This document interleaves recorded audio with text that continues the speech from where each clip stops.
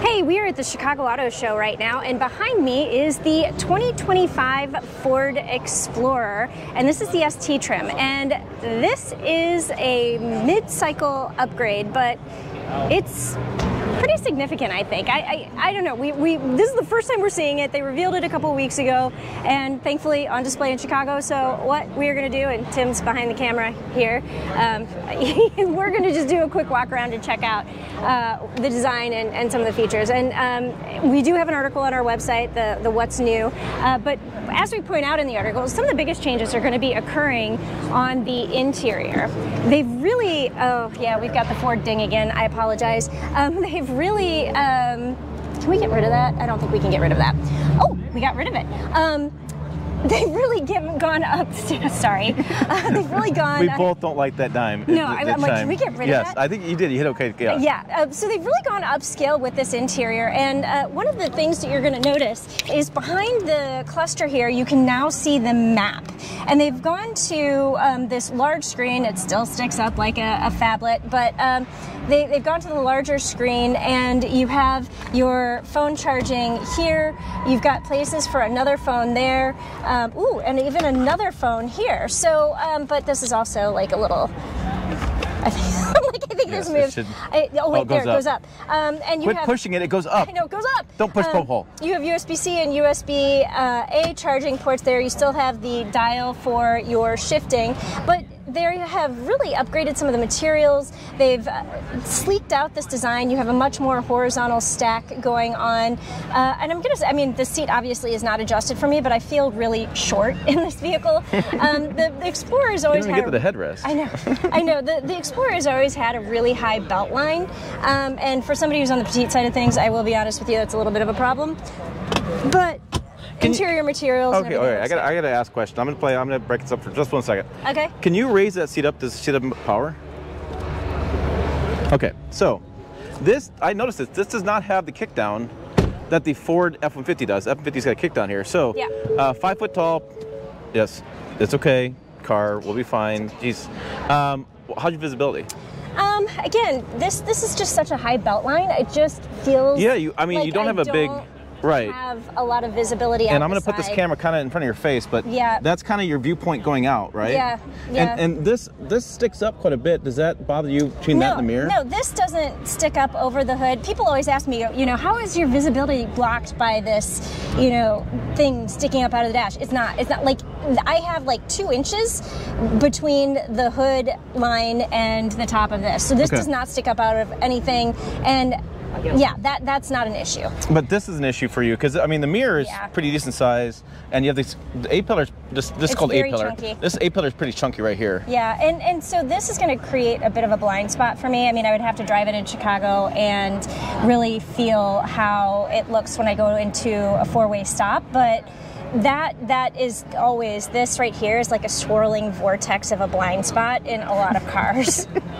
And if you don't think that's the case, I actually, on my shuttle ride to the show, believe it or not, I saw somebody with Jill's driving position next to us. I tried to take a photo, and I couldn't do it, but there are people that have Jill's size who try to buy these bigger SUVs, and this is the issue that she runs into other customers. So like me, I'm probably fine behind the wheel. 6 foot tall, you're probably fine behind the wheel. It's just this belt line, like she's saying. See this belt line here? This belt line is tall. Usually in vehicles, sometimes they go down a little bit, better visibility, but you do have more ground clearance when you do that. So it's pro and con, you get a lot. With those SUVs. Well, so, I always feel like making I can't even remember the woman's name, but do you remember the old Wendy's commercials? Oh, where's the beef? Where's the beef? I feel whenever I have a high belt line in a vehicle, Google that if you're not familiar. It's actually kind of funny. But she just aged herself. I barely remember it. I was in diapers when that happened. But they've got like Saturday Night Live skits. Come on. Where's the beef? And you can Google that shit. Please put the seat back so somebody doesn't, kill themselves getting in. I do try to make sure. Navigation in the. Yes, we did point it out. Yes. Wait, interjection from Mike Levine. Yeah, he's like, check that out. So let's keep moving around. Second row, I almost nailed Jill. Sorry about that.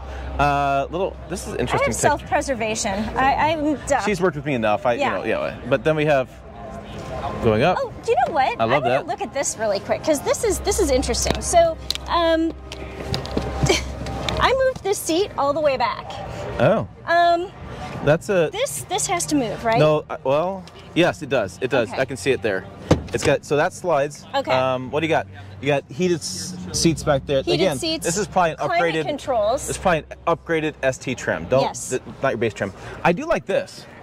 Imagine that. Look at that grab handle. Oh. So nice for, you know, getting in and out. Kids love that stuff too. Yeah, and you've got air vents in the headliner, so that's really good. I know that a lot of people are expecting them down here these days, and I looked and I was like, wait a minute, no air vents? Oh, they're up there. They're up in Which the that's more headliner. useful. I mean, you want that. So here we go, Jill. Third row. Can you get in? You know what? I think these are power, maybe? Hold on. Hold on. This is the challenge of filming live. So somebody's like a kid. You can go back there and sit. I'm like, why? I think they're power, but maybe we don't have power back here. Okay. So I can't get in there. Let's open the hatch anyways. So All take a right. look. Red Brembo brake calipers because they're really cool. ST. Really cool ST trim. This trim doesn't have one, and we're gonna interrupt the car and perfect you guys. Honking you, sorry. Let's see, where is the... Look at those dual tailpipes, chrome colored dual on each side, quad tip actually.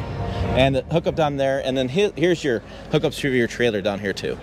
And then, So I couldn't do it while I was sitting back here. But...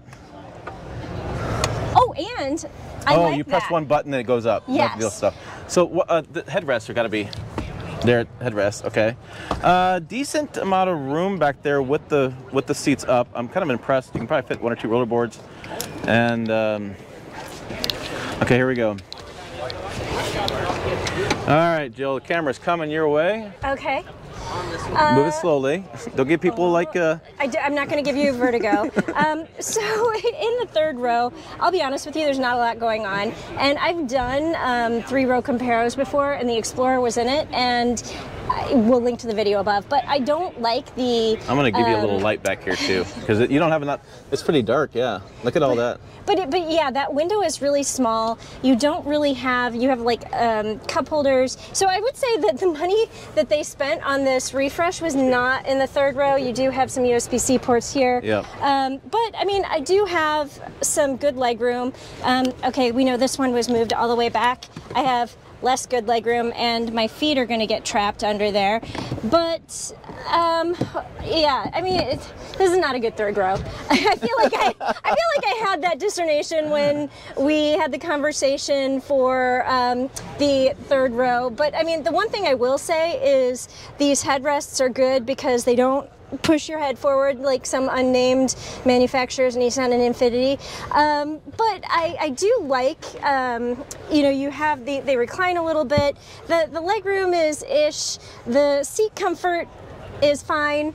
And they did only put 2 seats back here, so that's good. I hate it when they put 3 because you can't even fit 3 of me back here. But for your legroom, a lot of the times you're going to be going like this because, yeah, this is not great.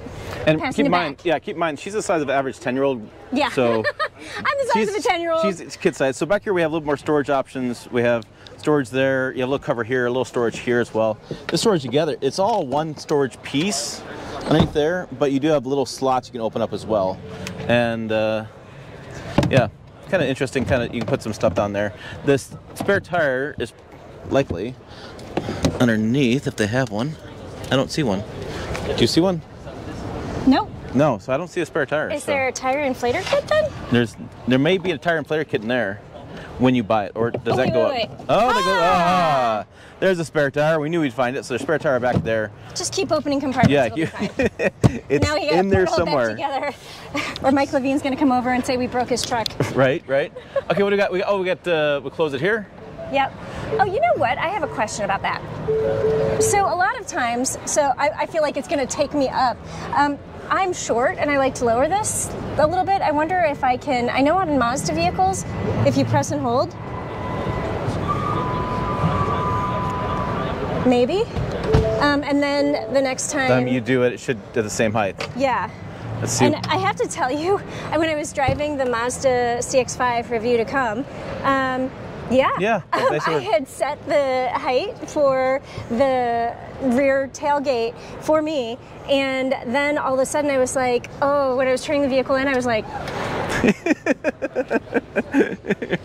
right? And I'm like, let me reset that because the next person and that's gets full in extension. That's full extension. is going to be unhappy because it's going to come up and like knock Right. him in the head. So, Yeah. yeah.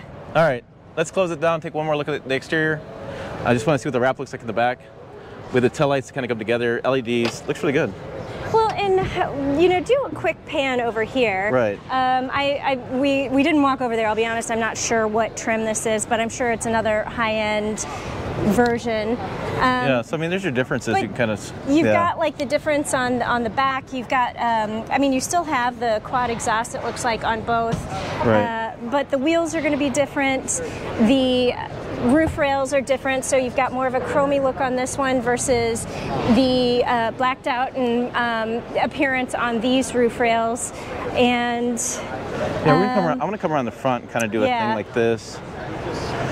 And we'll check out the front. Then I'm gonna go over here real fast. Because the grills are going to be different too, because you're going to have a chromier grill on this one. So this is the Platinum. That's what I wanted to make sure. So this is the top tier trim. Top trim. Different grill. You can see the working there. Probably a little bit better interior materials as you would normal higher trims. Also, the brake calipers are not red. Yeah, no red brake calipers. And then we'll come over here real fast. And yeah, you can see the grills are different. You can see that grill's. I guess I would say the design is different, and then this one is also blacked out. Yep. Yep. So, you know, the ST obviously meant to be a little bit more sporty. The Platinum is supposed to be a little bit more luxury. And, you know, unfortunately, there's a couple people sitting in the Platinum model, so we can't, like, right. And sneak inside. But it's going to have more up-level finishes. It's going to look a little more luxury. Yep. Yep. I think so, too. All right. You can find all that stuff in the build and price tool on Ford as well, or on our website. We have lots of photos. Yes. As I try to sneak back into the picture over here, you flip it around. But you know, I like the Ford Explorer. But again, for somebody who's on the petite side of things, I'll be honest with you, it just drives like a little bit like a boat. Now, I haven't driven the 2025 model yet, but previous versions drive a little bit big for me. And you know, because of the belt line, it's not an ideal driver for somebody who's my size. Yep. Yep. Makes sense. All right. For more things that make sense, check the videos over here. Website down below as well. PickupTruckTalk.com. As always, thanks for watching. We will see you down the road.